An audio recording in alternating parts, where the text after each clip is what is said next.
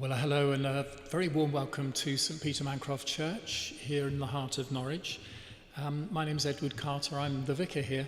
Every Wednesday at 1 o'clock we have a short reflection given, which is for all of you here in the church, but also is live streamed. And welcome to that. But if you want to carry on just looking around the church, if you're here visiting, please do carry on doing that. Just near my house, which is a short walk away from this church, there's a residential care home, and just at the moment there's a big string of flags which has been displayed at that particular residence. A long string of flags with nations from all around the world. It's very colourful indeed, very bright and cheerful. I think probably it's linked to the Soccer World Cup, if truth be told. But as I was enjoying looking at those flags the other day, I connected it in my mind to Refugee Week, which is this week. This year, the dates for Refugee Week are the 15th to the 21st of June. So as I speak now, we're right in the heart of that week. And Refugee Week is a week that celebrates the contributions, the creativity, the resilience of refugees. People who've had to flee their homes seeking sanctuary. It's a week that's been running for almost 30 years now, so it's well established. It's aimed at making sure that the voices of people who've been forced to escape danger in their homelands, are properly heard. So I think for me it's about a sense of solidarity with my fellow human beings, and particularly those who've had to escape danger.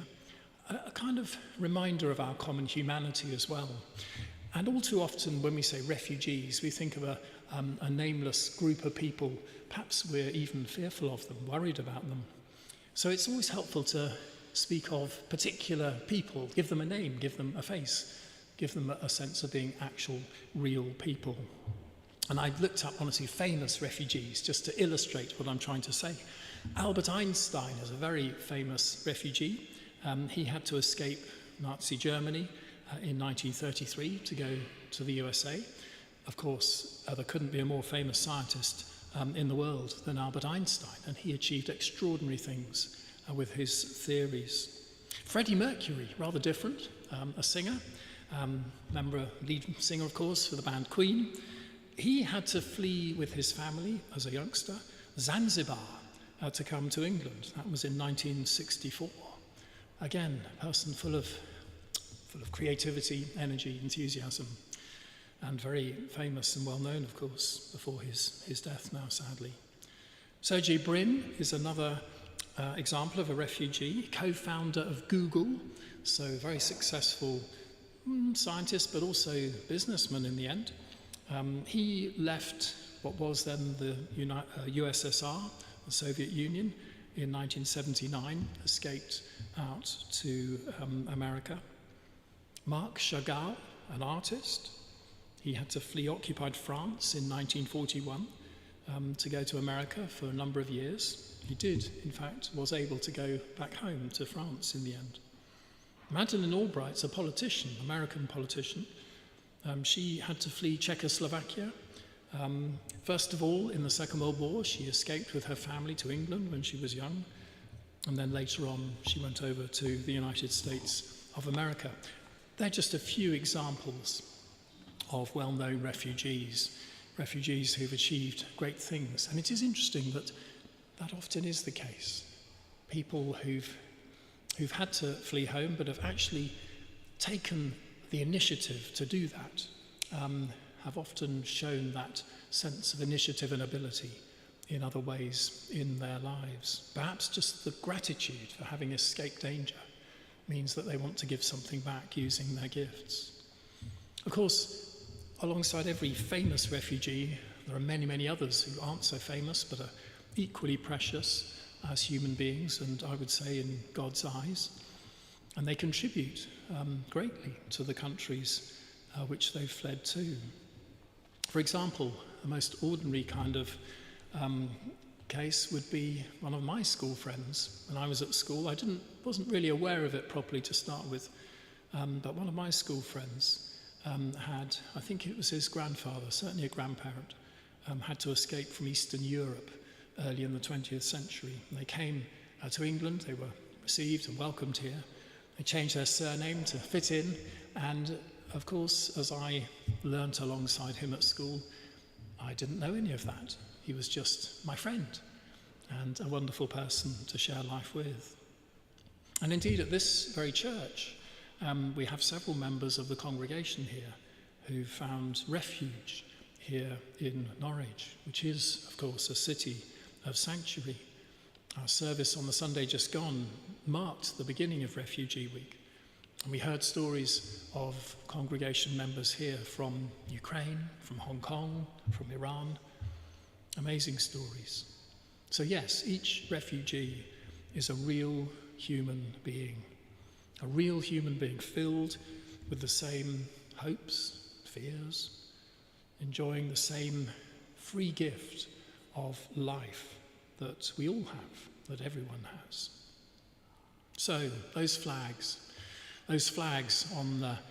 strung up outside the residential home just near where I live. Flags are an interesting thing because all too often they can be a sign of division, actually, an attempt to be so distinctive that we cast ourselves against everyone else, a mark of us versus them, versus the world, perhaps. So flags can be a troubling thing.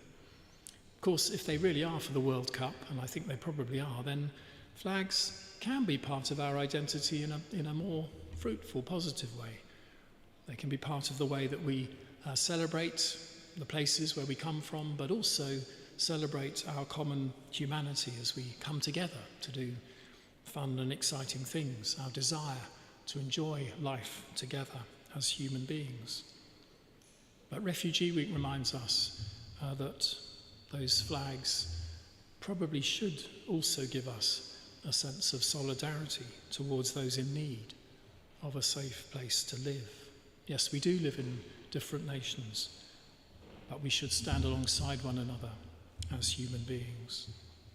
And this church is a church of sanctuary. It's part of the City of Sanctuary here in Norwich and part of the movement, cities of sanctuary and churches of sanctuary. And our hope here at this church, where I'm the vicar, is that all truly would be welcome. Welcome to pray, welcome to know this place, this space, as a safe place, a place of peace, a place of hope. Because if there are places like this, safe places, we might say, places of sanctuary, places of welcome, if such places do exist in the world, wherever they are, not just churches, many other places as well, if that is true, then I know that we're affirming again the basic goodness of life, life as an amazing gift, full of possibilities. And for me as well, I think we're affirming that generous love of God towards all people, no questions asked. That generous love of God, which for me underpins my Christian faith and helps me both celebrate the life I'm given and also live my life alongside others, whoever they may be. Well, thank you very much for listening to my short reflection today. We have these reflections every week. One of my colleagues will be giving the one in a week's time. In the meantime, do carry on enjoying your visit here to St. Peter Mancroft today. Thank you.